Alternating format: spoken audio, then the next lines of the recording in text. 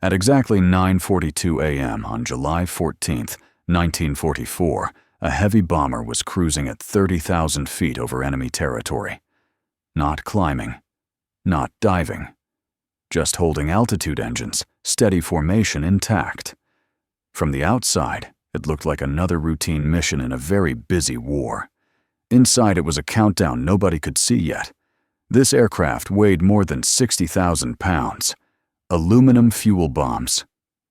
Men.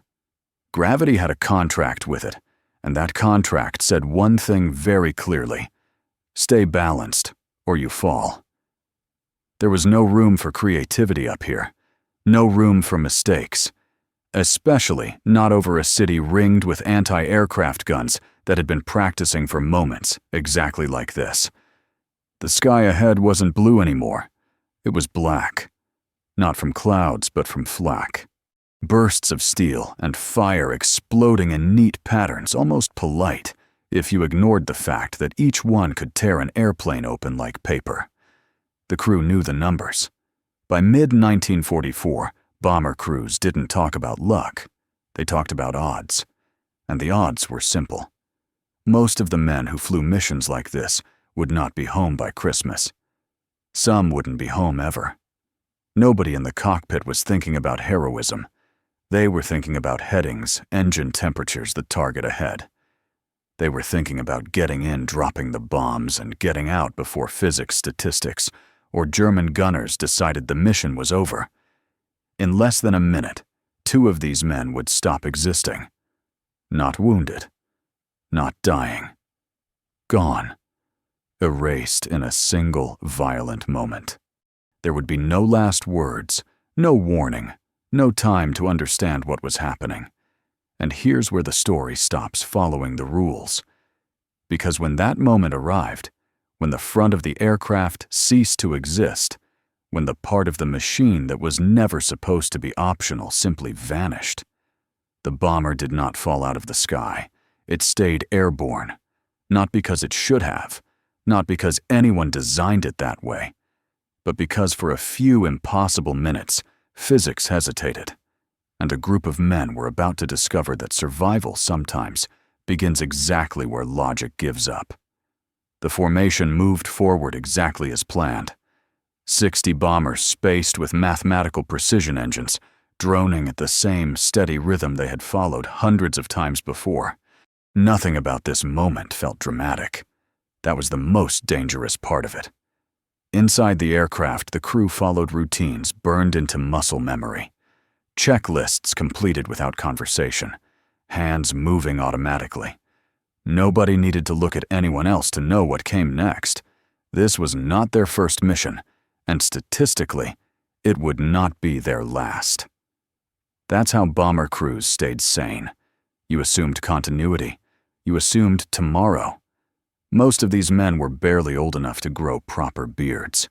Early 20s, some younger.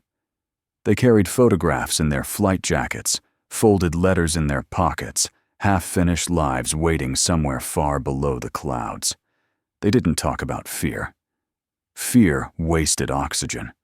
Instead, they talked about headings, fuel burn, and how long it would take to reach the rally point after bomb release. War at altitude had a strange way of feeling normal. Engines made familiar sounds. The airframe vibrated exactly as expected. Even the flak ahead looked routine black bursts marking invisible lines in the sky, like road signs you knew by heart. Everyone knew the risk was real. They just didn't expect it to change shape. They were trained for damage, for fires, for wounded crewmen, for engines failing one by one. All of that fit inside the rules. Aircraft manuals covered those problems. Training films explained how to survive them. What they were not trained for was the impossible.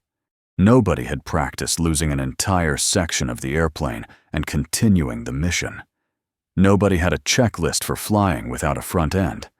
There was no drill labeled aircraft partially erased. As the target grew closer, the aircraft held course. No sudden movements, no panic. The bombardier prepared his equipment. The pilot maintained speed and altitude. Everything about the mission suggested it would end, the same way most missions did. Bombs away, turn for home, count the holes later. For a few more seconds, this was still a normal flight. A dangerous one, yes, but familiar, predictable, comfortable in the way only repeated danger can become. And that comfort was about to be violently revoked. The hit did not arrive with drama. There was no warning tone, no heroic build-up, no slow-motion realization. 1 second, the aircraft was steady. The next second, the front of it was simply gone. An 88mm shell struck exactly where the airplane was weakest. Not the wings, not the engines. The nose, the place that housed men, glass instruments, and the illusion of control. The explosion was instantaneous. No prolonged fireball, no cinematic burn, just a violent erasure. 2 men ceased to exist in the same fraction of a second. They didn't have time to understand what happened. They didn't feel pain. They were there, and then they weren't. The space they had occupied was replaced by air moving at nearly 300 miles per hour. The aircraft reacted before the crew could. With the weight of the nose suddenly removed, the center of gravity shifted backward. The bomber pitched up sharply, climbing toward a stall, like an animal pulling away from danger. The horizon disappeared. The sky filled the forward view where instruments used to be. Cold air tore through the open cavity. At 30,000 feet, the temperature was far below zero. Wind slammed into the cockpit, ripping at clothing, skin, anything not bolted down. Blood sprayed across the flight deck, instantly freezing where it landed. Loose debris vanished into the slipstream without ceremony. The pilot reached for the controls out of instinct. There was nothing to grab. The control column had been mounted to a structure that no longer existed. The instrument panel was gone. Altimeter, airspeed, artificial horizon, all erased in a single violent moment. The airplane was still flying, but no one could say how fast, how high, or how close it was to falling apart. For a brief moment, logic insisted this was the end. Aircraft did not survive this. They broke up. They tumbled. They fell. That was how physics worked, and physics was usually very reliable. But the bomber did not disintegrate. It shuddered. It groaned. It protested loudly. And then, against every expectation, it leveled out. Not smoothly. Not confidently. Just enough to remain airborne. The pilot could see the formation ahead through the massive opening where the nose used to be. Other aircraft continued on course unchanged, unaware that one of their own had been violently redefined. There was no time to signal, no time to explain. The mission clock did not stop for disbelief. Inside the cockpit, survival replaced procedure. The rules were gone with the instruments. The aircraft was no longer something to be flown. It was something to be negotiated with moment by moment. Wind howled through the torn metal. The cold burned. The noise made thought difficult. And yet the bomber stayed in the air, held together by stressed aluminum's stubborn aerodynamics and the inconvenient refusal of gravity to finish the job immediately. This was the moment everything should have ended. Instead, it was only beginning. At this point, the aircraft was still in the air, and that fact alone was suspicious. It shouldn't have been. Every rule of aviation said this flight should already be over, preferably in several flaming pieces. There was no cockpit anymore. What had been the front of the airplane was now empty sky. No windshield, no structure, just wind noise and a very direct view of the horizon. The instruments were gone with it. No airspeed indicator, no altimeter, no artificial horizon, no compass you could trust. The pilot had lost every numerical answer to the most basic questions a pilot normally asks every second. How fast am I going? How high am I? Am I climbing or falling? All of that information had vanished in a single explosion. The control column was gone too. The yoke had been mounted to the nose structure, and the nose structure no longer existed. Reaching forward to fly the airplane was now an instinct with nothing to grab. The rudder pedals were still on the floor, technically connected to something far behind the cockpit, but pressing them did nothing useful anymore. So no instruments, no control column, no forward structure, and yet the airplane was still flying. Not flying well, not flying safely, but flying. This is where people usually stop believing the story, and that reaction makes sense. Airplanes don't fly on hope, they fly on physics, and physics, inconveniently, was still doing its job. Heavy bombers were designed to be stable, not graceful, not agile, but stubborn. Their wings were built to generate lift, even when the pilot wasn't actively telling them what to do. If the nose went up too far, speed, dropped lift, decreased, and the airplane naturally wanted to come back down. If the nose dipped, speed increased, lift increased, and the airplane resisted diving too steeply. It wasn't smart design. It was conservative design, the kind that assumes pilots make mistakes and tries to survive them. Right now, that design was the only reason the aircraft hadn't fallen out of the sky. The pilot was not flying in any meaningful sense. He wasn't guiding the airplane toward anything. He wasn't correcting precisely. He was simply keeping it from reaching the edges where physics would finally lose patience. He watched the horizon through a hole where glass used to be. He listened to the engines because sound was the only instrument left.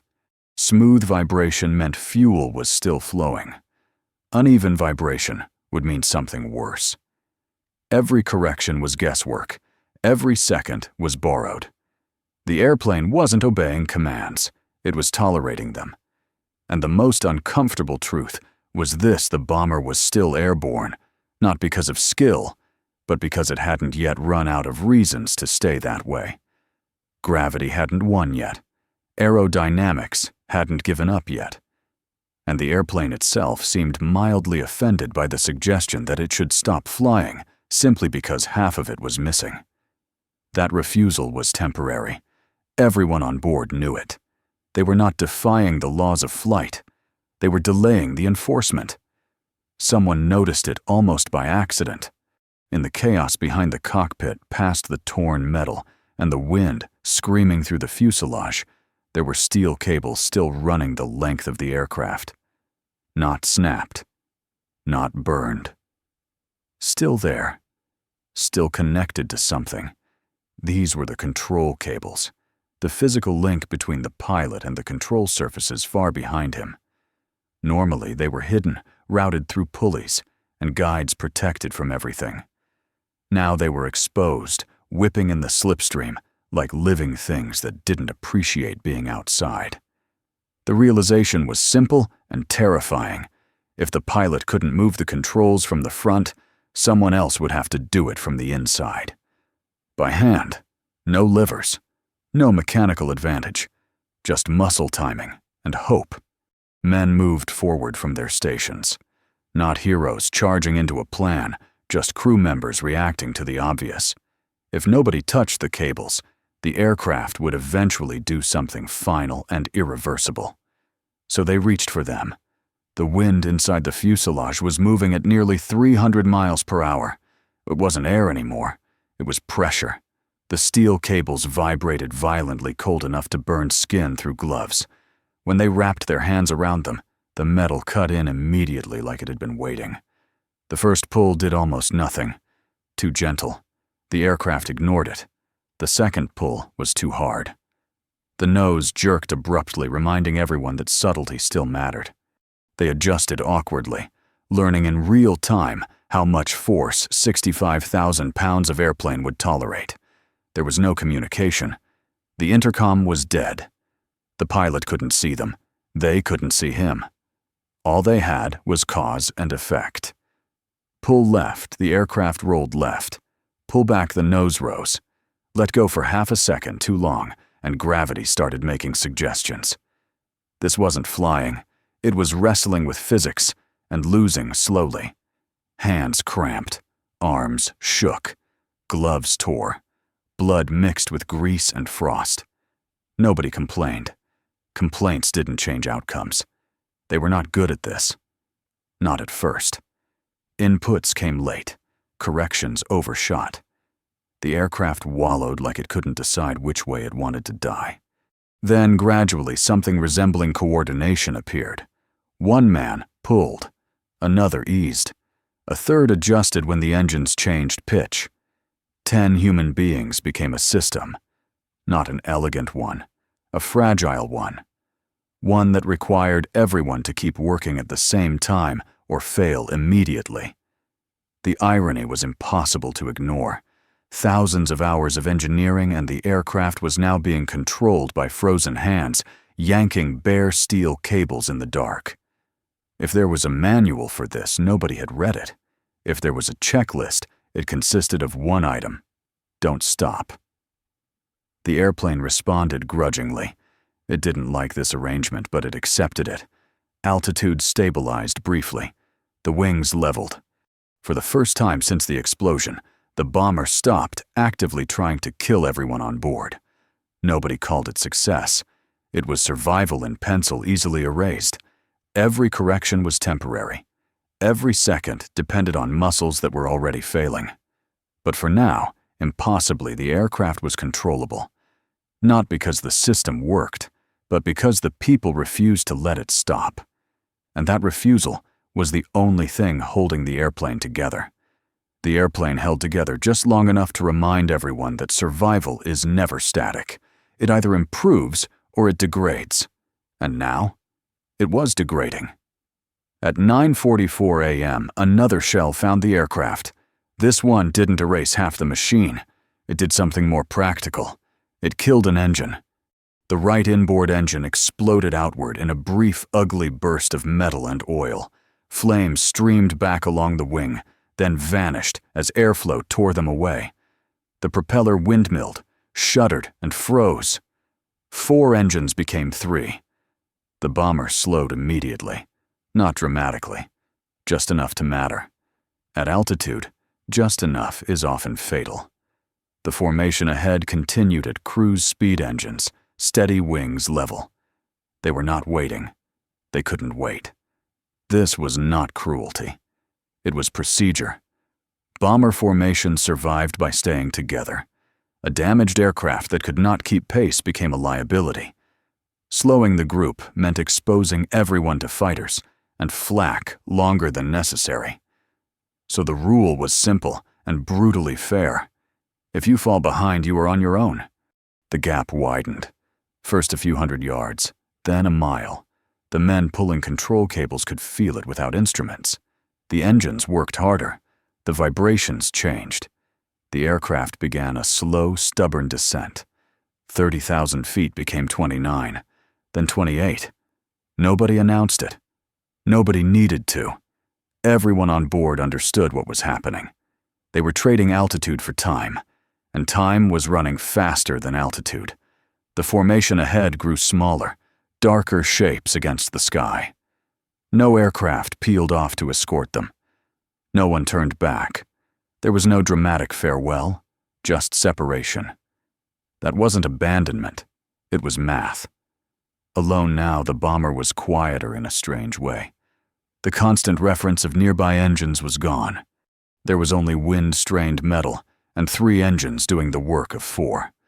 The drag from the missing nose pulled relentlessly. The control cables shook harder as airspeed dropped. Hands pulling steel cables began to cramp. Arms lost strength. Timing became harder to maintain. Every correction required more effort for less effect.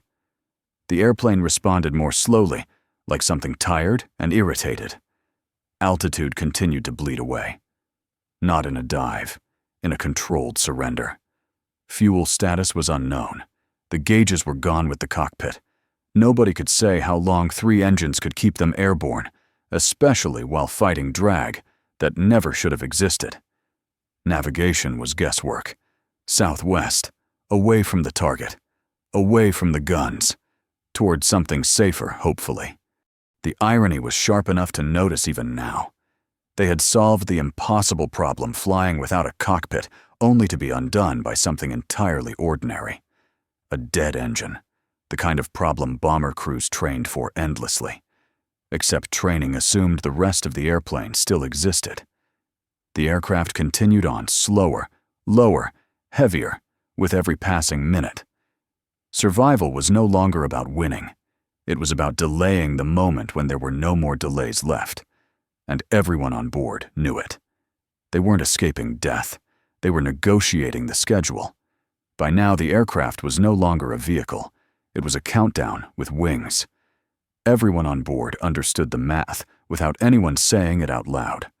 The bomber could stay in the air only as long as enough hands kept pulling the cables. That was the equation. Remove one person, and the equation changed. Remove two, and it changed faster. Remove everyone, and the answer arrived immediately. There was no order given. There couldn't be.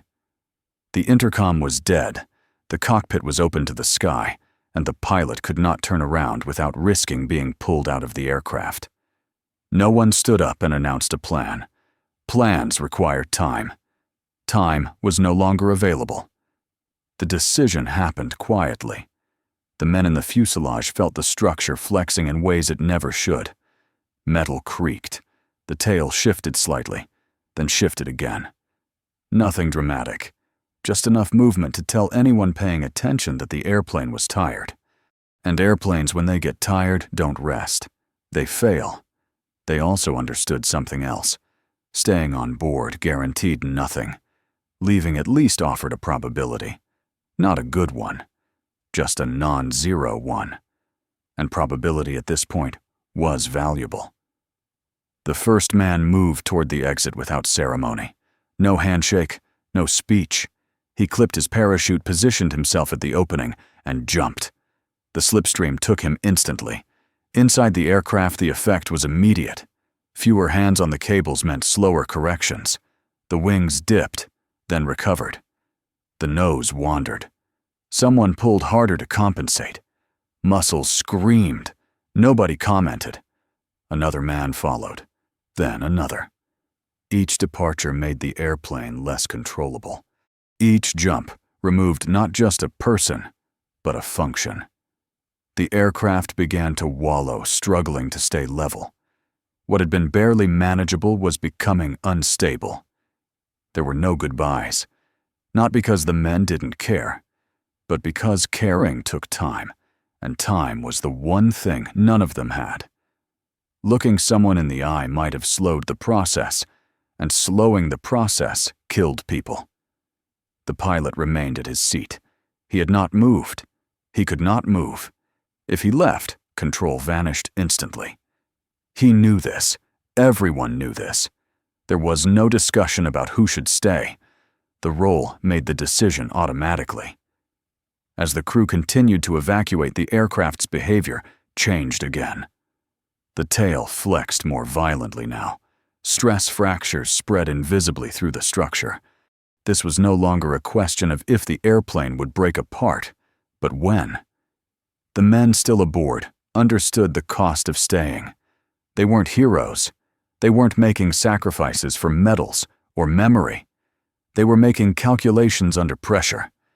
If the pilot stayed longer, the men below would land farther from the crash site, farther from patrols, farther from capture. Staying meant dying later, so others might live sooner. No training covered this. No instructor had ever said, "Here's how long you should wait before you jump from a dying aircraft to improve your crew's odds." This was not doctrine. This was improvisation with consequences. One by one, the aircraft emptied. With each jump, control degraded. The bomber responded slower, heavier, angrier. It wanted to fall. Gravity was no longer negotiating politely. Eventually, only a few remained. The pilot still held position, hands locked, eyes forward, listening to engines that were doing their best to postpone the inevitable. He understood exactly what he was buying with every second he stayed. Distance, separation, a slightly better chance for everyone else. There were no final words. None were needed. This was the moment where survival stopped being individual and became collective. By 9:58 a.m., There was only one man left inside the aircraft. The bomber was still flying, but barely. 3 engines pulled against drag that should not have existed. The nose was gone. The control cables hung loose. The wings stayed level mostly out of habit. This was not flight in the traditional sense. It was delay. The pilot knew exactly what he was doing. He had made the decision quietly, without ceremony, without witnesses. 2 more minutes. That was the price.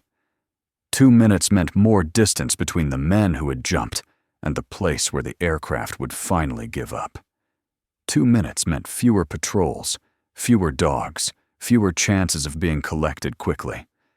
2 minutes also meant gambling with his own life. He kept his hands on the throttles, listening to the engines. As long as they sounded, even fuel was still flowing. When engines quit, they don't complain. They just stop. He waited, eyes on the horizon, body braced against wind that wanted to pull him forward into open sky. At exactly 10:00 a.m., he let go. The moment he released the throttles and unbuckled his harness, the aircraft reacted. Without constant correction, the bomber began to roll gently, then pitch downward. Gravity had been patient. Now it was done. Waiting. Moving through the fuselage felt unreal. The airplane was diving not violently yet, but decisively. The floor vibrated under his boots. The wind noise grew louder, angrier. He reached the waist gun opening, clipped on his parachute, with hands that were steady by habit rather than calm. He jumped. The slipstream hit like a wall. The aircraft roared past him, accelerating downward, engines still screaming. He pulled the ripcord. The parachute deployed with a violent snap that stole the air from his lungs. Then suddenly there was silence. Above him, the bomber continued its dive. Seconds later, the tail section failed. The aircraft broke apart and disappeared into the trees below in a column of smoke and fire. Nothing survived that impact. Nothing could have. He drifted down into occupied territory. The landing was not kind.